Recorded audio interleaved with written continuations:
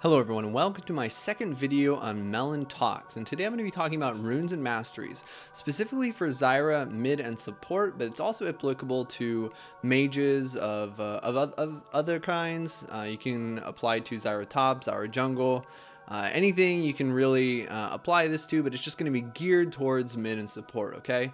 So this is going to be really detailed. I'm going to be talking a lot about the nitty gritty things in runes and masteries.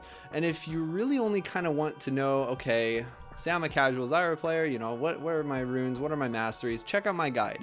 It's going to have the short answers, it's going to have general tips. This video is going to be where I talk about the theory crafting and the really nitty gritty parts of runes and masteries, okay? It's going to be a lot of details. If you want the short info, check the guide below. A lot of this is going to be theory crafting and personal preference. So I can compute numbers with certain assumptions that mean certain things, but really how you value these numbers and how you make the assumptions really comes down to personal preference and playstyle. So don't be afraid to disagree with my conclusions. I'll just be kind of giving you my opinions and stuff like that. Finally, for the introduction, there are timestamps below. This video is probably going to be pretty long, so yeah, feel free to check those out. We're going to start with runes, and then we're going to do support and mid, and then we're going to masteries again for support and mid. So before I give some of my pages, I want to talk about a few preliminary things. So runes especially are very situational. They depend on your goal, your play style, your team composition, the enemy team composition, how you plan to play throughout the game. Are you going to be aggressive early, aggressive late? So it depends on so many things. So again, take a lot of this with a grain of salt and take the information I'm going to give to you and apply it to your own games and play style. A few things I want to talk about before we get into the pages. Let's start by talking about health versus armor seals. Okay, so health seals are generally better than armor seals. If you want armor, the best place to get those are in quints. But I still very often run health and armor on my support pages. If you're running mid, this is not too as impactful, but I like to mix health and armor.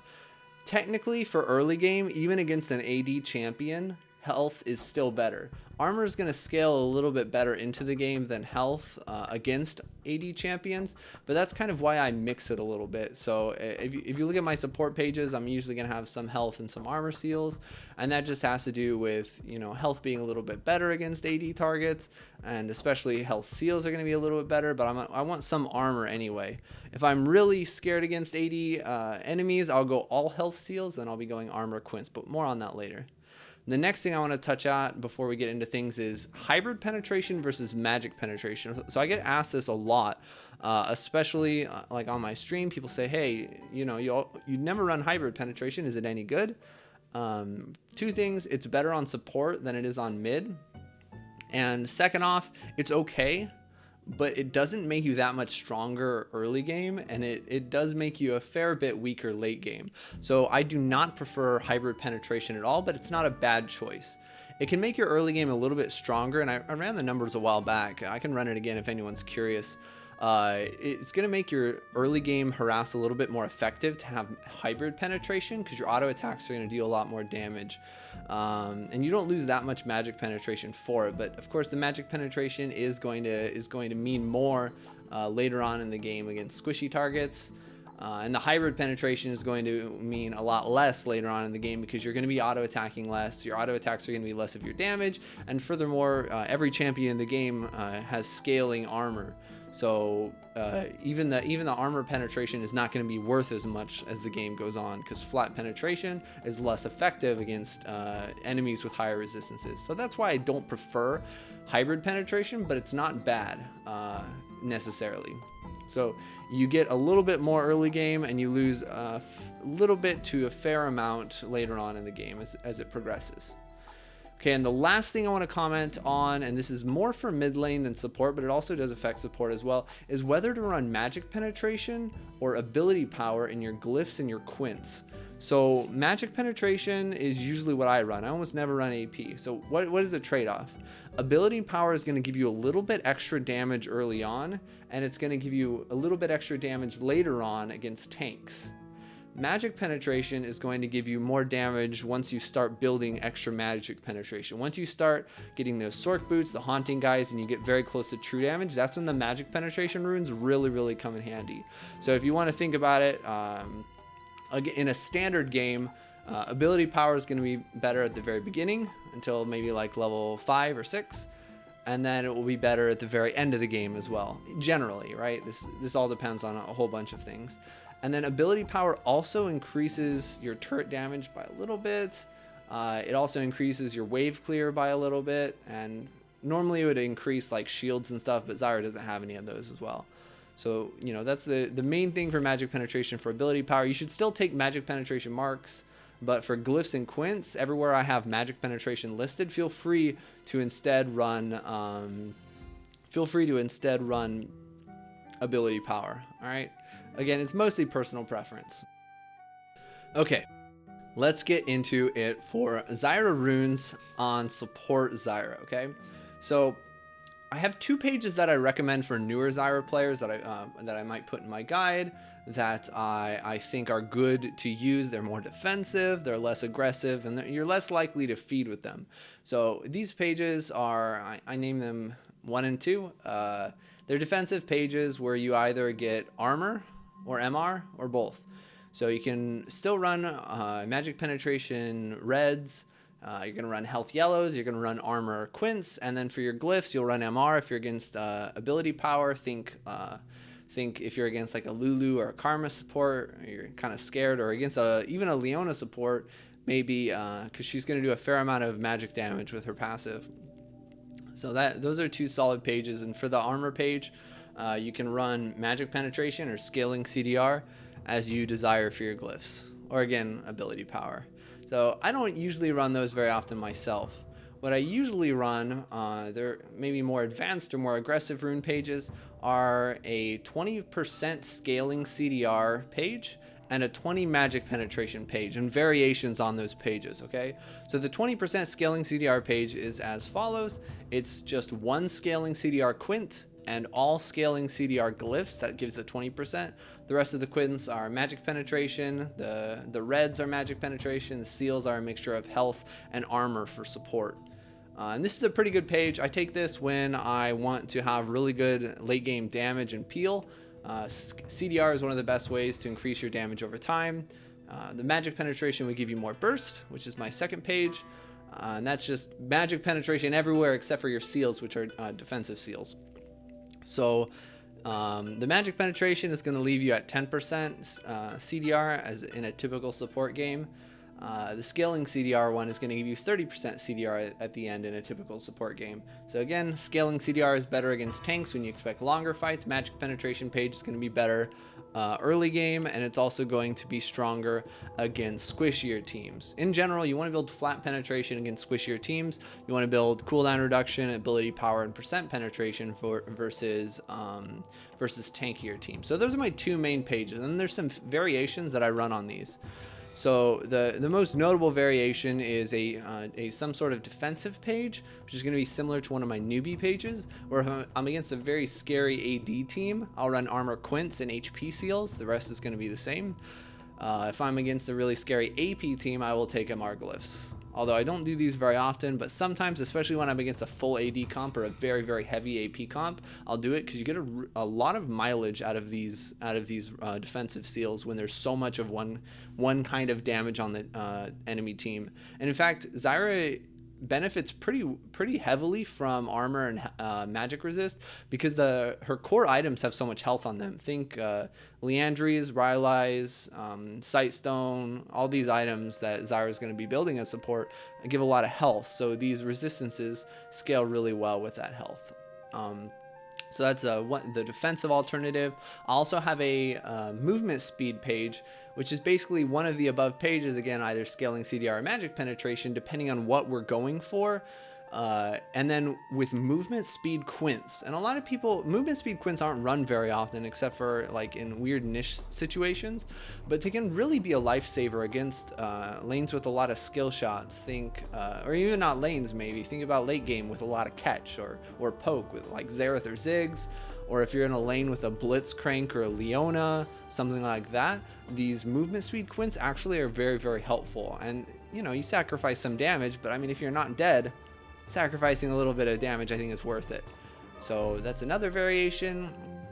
Oh, and then one more thing I should talk about for runes to be aware of, along with the other things I addressed at the beginning of this section, is scaling defensive seals versus flat defensive seals. So especially as support, I like flat defensive seals because so much of my fighting is early game. Most of my kills, first deaths and kills in my lane are, you know, before level 6, before level 7.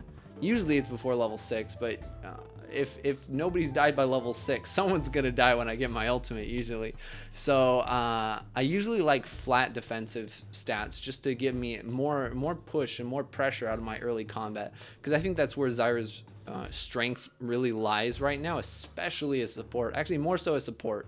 Zyra mid actually scales a lot better, or has a lot more strengths in mid and late game, but support really spikes in lane as a lane bully. So I like to run flat seals as Zyra support usually. I think that's just about it for support. So for Zyra mid, again, I have very similar pages, very similar, and so I'm going to go through this section a little bit quicker.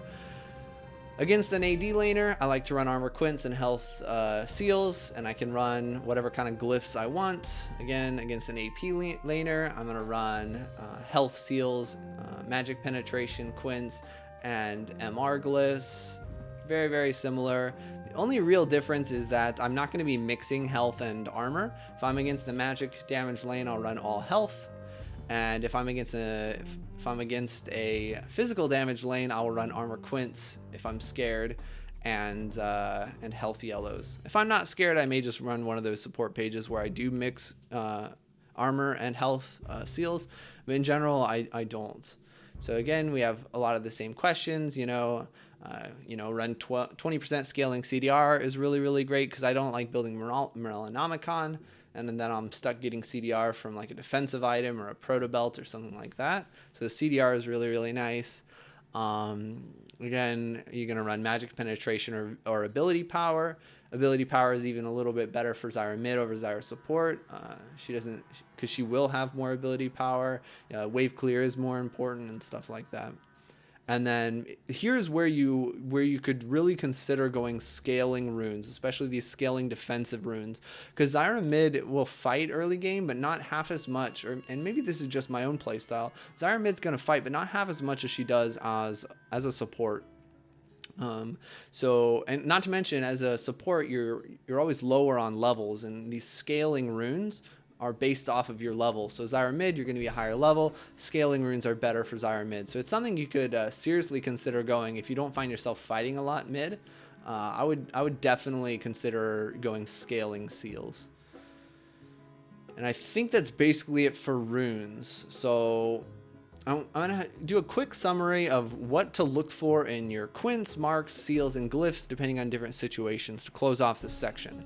So for quints, magic penetration and ability power is standard. You're going to get that in almost every game, AP or magic penetration, depending on what you prefer. Sometimes, though, you'll get substitute one of these out for a scaling CDR quint if you're running a 20% page, or you could switch all three of them out for movement speed quints if you're against one of those skill shots. Or you're going to swap them out for armor against a scary AD laner or against all the AD team comps. So magic penetration, ability power, scaling CDR, movement speed, and armor are all great for your quints for Zyra mid. For Zyra mid or support. For marks, for your reds, you're always going to be running magic penetration. The only exception is if you really want to use hybrid penetration, which I don't recommend, but it's not awful. Marks, going to be magic penetration. Seals, they're going to be either health or a mixture. Usually I'll be running health against either MR lanes or when I'm already running armor quints. The only time I'll run a mixture of health and armor is if I'm being greedy against an AD team and I don't want to go armor quints. And finally, glyphs. You can run magic penetration for burst, magic resistance against an AP laner or heavy AP team comp, or scaling CDR for better late game damage over time. The scaling CDR again really is super nice.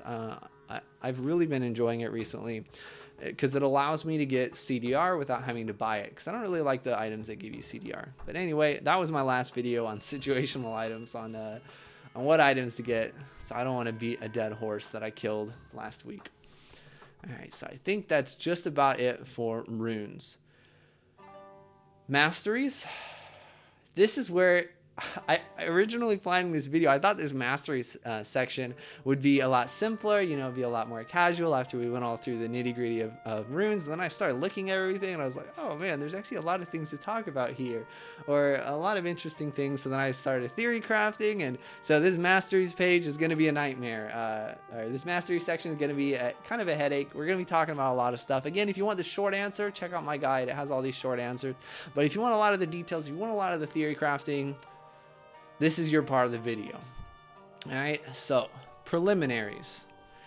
You have for your masteries, your first main choices are to be, where do I put 18 points and where do I put 12 points? So your 18 points are going to be in either ferocity or cunning. You're not going to want to run 18 points into resolve, and your 12 points are going to be either ferocity, cunning, or resolve. Any place is great to put your remaining 12 points in. You're not going to want to split those 12 points because the second, you know, there's 3 of those big tiers, with the last one being your keystone mastery. The second tier is pretty good for Zyra, and you're not going to want to sacrifice that for 2 first tier important talents. So the first thing we're going to talk about is 18 into ferocity or 18 into cunning. So of course, this has the age-old question, and by age-old I mean what, season-old, or however long these masteries have been around. Well, I'll say age-old question because it sounds even more intense. Deathfire Touch versus Thunderlord's Decree. But before we go to that, I do want to make a quick comment on Piercing Thoughts versus Precision. So Piercing Thoughts gives 7% flat magic, or 7%. Flat is not the right word. 7% magic penetration any level you're at. And precision is going to give you scaling flat penetration per level. There's got to be a better way of saying this. So basically, assuming your opponents are building magic resistance throughout the game, I did some calculations, and honestly, these mastery talents are pretty similar, where precision is usually going to be a little bit better early game or against squishy targets, and piercing thoughts is usually going to be a little bit better late game and against tankier targets. But honestly, they're equivalent. I would never make my decision about ferocity versus cunning with this mastery in mind. It's all about Deathfire Touch versus Thunderlord's Decree.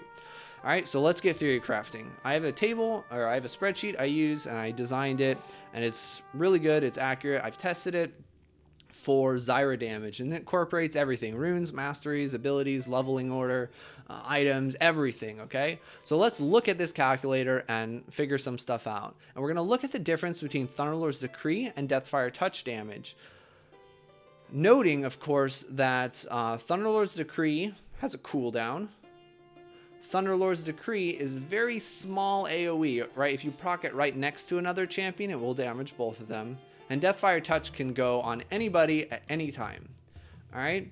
And furthermore, since Deathfire doesn't have a cooldown, it can easily apply to everybody your plant's attacking. Everyone's going to get hit by the Deathfire Touch. Okay.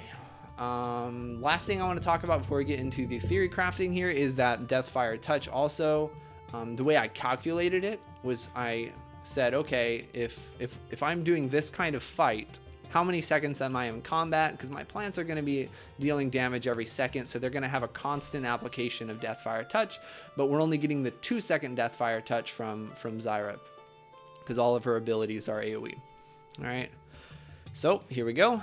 If we just look at level 2, early game, standard Zyra harass is QW auto attack. So that's going to proc Thunderlord's Decree, and it's going to give about 1 or 2 seconds of combat, which is going to be 3 or 4 seconds of Deathfire Touch.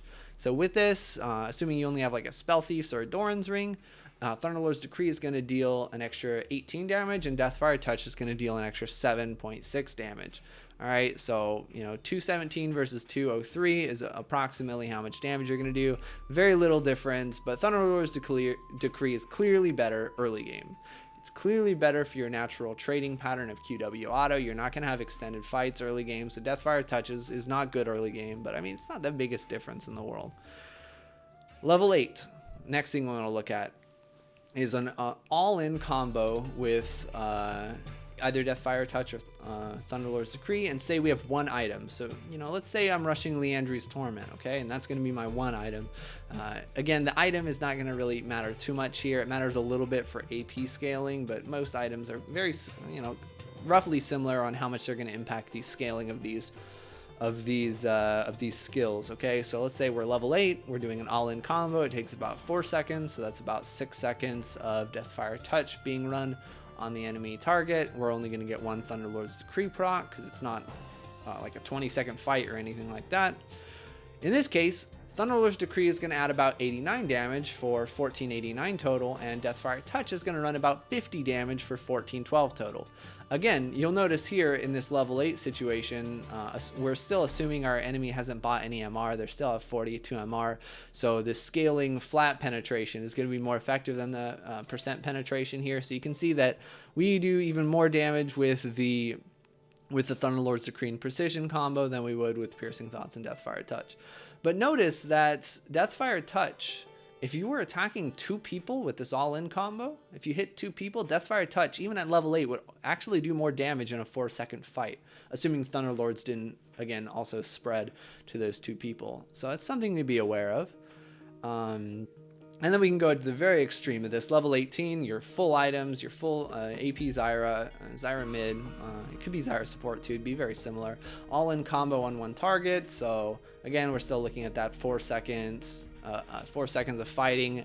Fights at level 18 are usually longer than that, unless you get one shot, I guess. But even then, you have your plants dealing damage after you're done. Anyway, that's a rant. Thunderlord's Decree is going to add 250 damage. Deathfire Touch is going to add 271 damage. So in the pure late game situation, even against one target, even against one target, and even against a fight where it's only burst and only 4 seconds of combat, Deathfire Touch is going to be better. Okay. So what does this all mean? There's a lot of numbers. This means Thunderlord's Decree is indisputably better early game. All right. There's no argument there. It's gonna be better for your natural harass. It's gonna be better for your all-in. Thunderlord's Decree is where you want to go. Mid and late game, as soon as you're fighting longer fights and as soon as you're fighting multiple people, Deathfire Touch is going to be better, even in a burst situation. Okay, as long as you're getting a little bit of time with those plant auto attacks, this Deathfire Touch is actually going to be very, very good. Again, this is more so if you're mid Zyra. I don't think I would ever run. Yeah, this is a good time to talk about it. This is mostly for mid Zyra. I would never sacrifice the early game harass of Thunderlord's Decree for support Zyra, because support Zyra, your main goal is to be a lane bully. Your main goal is to win lane. You very seldom play support Zyra in order to be useful late game. There are better champions for that. So this is mostly for mid Zyra. I would not run Deathfire Touch in almost any situation as support Zyra. But mid Zyra, if you're looking to scale, if you're looking for longer team fights against tankier teams, it's a really, really solid to go Deathfire Touch. It's going to be better late game. It's going to be better mid game against in longer team fights against multiple targets. So Deathfire Touch is certainly solid. 18 into ferocity, solid. 18 into cunning, solid. 18 into resolve, just don't do that, okay? Okay, so that's it on Deathfire Touch versus Thunderlord's Decree. Feel free to play with my spreadsheet. There's information below the video on that. So next up, we have to discuss where are we putting 12 points into. Ferocity, resolve, or cunning. I'm mostly going to be talking about ferocity versus resolve, okay? So 12 into the ferocity tree. That's going to give you 2% extra ability damage from sorcery. 3% damage for you or your ally from exposed weaknesses or double-edged sword, and 2.5% extra damage against impaired targets with oppressor, or a few extra percent damage with bounty hunter. So ferocity is going to give you actually quite a few damage multipliers right here, whereas resolve is going to give you 2 health every 5 seconds, which is an increase of about 33% or 17% depending on what level you are. So it is a significant amount of extra health regen. 15 movement speed in the brush and the river with explorer, that's definitely nice. 50 health from veteran scars, 15% CDR on your summoner spells. So damage versus utility. I can joke about the Thorns code all day, but it's really hard to quantify which one of these is better. It really just depends on your experience and what you're going for in that specific game. But both ferocity and resolve are good. Ferocity is going to give you a little bit more damage. Resolve is going to give you a little bit more utility and survivability. I run both of them fairly often when I remember. They're both good, and you kind of can't go wrong with those. So there's a few choices that you can make. Honestly, there's actually quite a few choices that you can make for runes, depending on what you're going for. So let's talk a bit about them, okay? So oppressor versus bounty hunter. Oppressor gives you 2.5% extra damage versus impaired targets. So most of the time your target is going to be impaired, even in a solo situation, right? You have your E plants, and you may even have Rylai's, in which case you're always going to get that 2.5% extra damage. That's not even counting the CC from your teammates, okay? So 2.5% extra damage is really, really good, and it's what I run in almost every situation. Bounty Hunter can give you 0 to 4% extra damage, depending on, or maybe up to 5% damage, depending on how many people you've killed, how many unique people you've killed. So it can be great. It's more of a snowball thing. I don't bank on getting kills. So I usually prefer the safe damage from Oppressor. It's also more damage early on. Next thing is Exposed Weakness versus Double-Edged Sword. As support, I will always run Exposed Weakness. Double-Edged Sword is great. Both give 3% extra damage. It's just whether it gives that 3% extra damage to you or your teammates. And normally I would say, okay, if I'm in lane, I don't care about giving my AD carry 3% extra damage. Honestly, most of the damage in an all-in in the laning phase is going to be through me. Like, this is not just hubris. This is not just arrogance. This is fact. This is what happens in a Zyra lane, okay? Zyra does more early game damage, but it's not about the early game damage. It's about the entire game. It's very uncommon for laners to run Exposed Weakness, and Zyra is going to be attacking like almost the entire enemy team with your plants and your AoE. So you're putting this Exposed Weakness onto almost the entire team in mid and late game situations. So Exposed Weakness is helping your entire team out a lot in mid and late game. So that's why I usually run it as support. Double-Edged Sword is great on mid lane. It's my most common mid lane mastery when I'm in the ferocity tree. And it's not terrible as support, but and you can honestly run Exposed Weaknesses as a mid lane Zyra as well. But I usually run Double-Edged Sword, assuming either the support is going to get Exposed Weakness, or that I still prefer the extra power from Double-Edged Sword in lane. Because, yeah, so that's pretty much it for those two. Wanderer versus Savagery. I usually run Wanderer as support, usually run Savagery as a mid laner.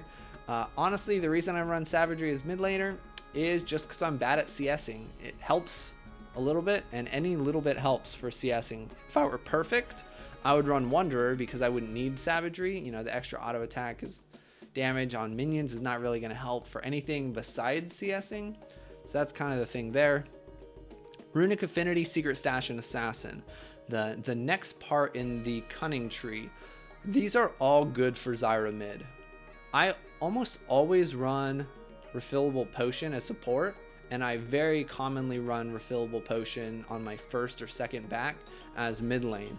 And I don't think Zyra needs the extra health from biscuits in the mid lane, so I usually don't go Secret Stash almost at all, even almost at all, yeah. Runic Affinity is good, but I usually don't prefer it either. Assassin's the most common mastery I get as mid or support. Mid lane Assassin is pretty self-explanatory. You're going to be doing extra damage as mid lane Zyra.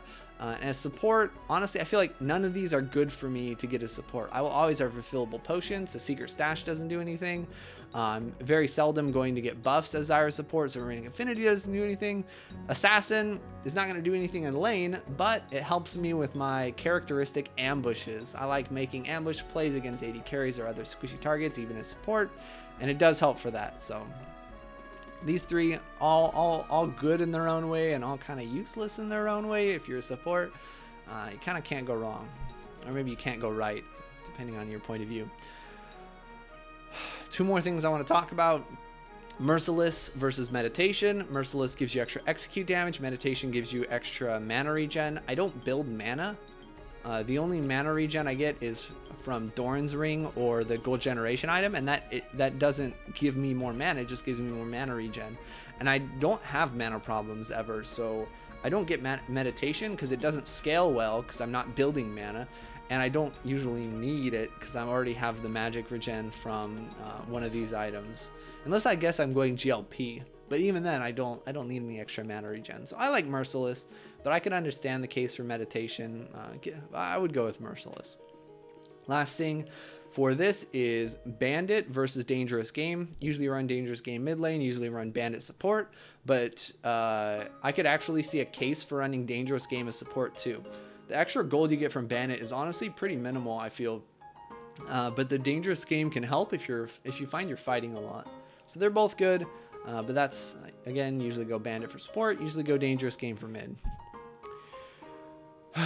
Okay, so that's it for the nitty-gritty for mastery pages. Here are my mastery pages, the most common ones I run for support and mid. I have an aggressive page and a defensive page for each, and then mid you can also go Deathfire Touch if you want.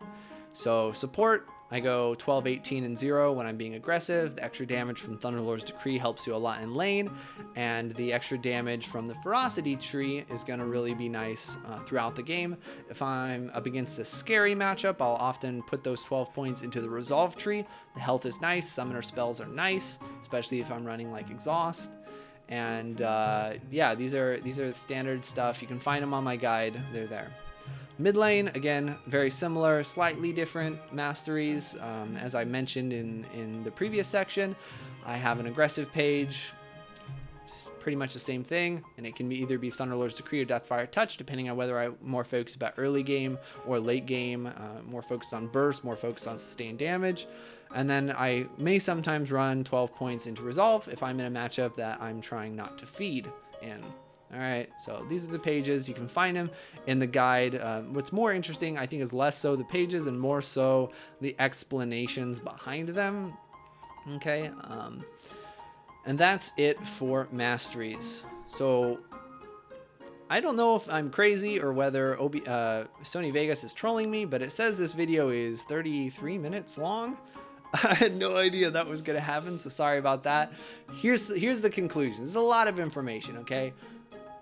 Combine the theory crafting with your experience and playstyle to get what works best for you. You don't have to do what I do. You don't have to do what anyone else does. I say this all the time, being a Masters player myself. High elo players are just as dumb as the rest. So, you know, I can theory craft, but at the end of the day, you have to do what makes sense for you. All right, runes and masteries, you know, it's small theory crafting, and it's necessary to get everything you can out of the game, but it's very rarely going to decide the outcome of a game. You know, the thing, if you really want to climb, optimizing your rune page is probably not going to do much. It's kind of something you do on the side. If you really want to climb, focus on improving, looking at yourself, not at other people, positioning, farming, map awareness, target selection and team fights. These are all huge things for climbing. Runes and masteries are not so much, but it is interesting and fun to talk about.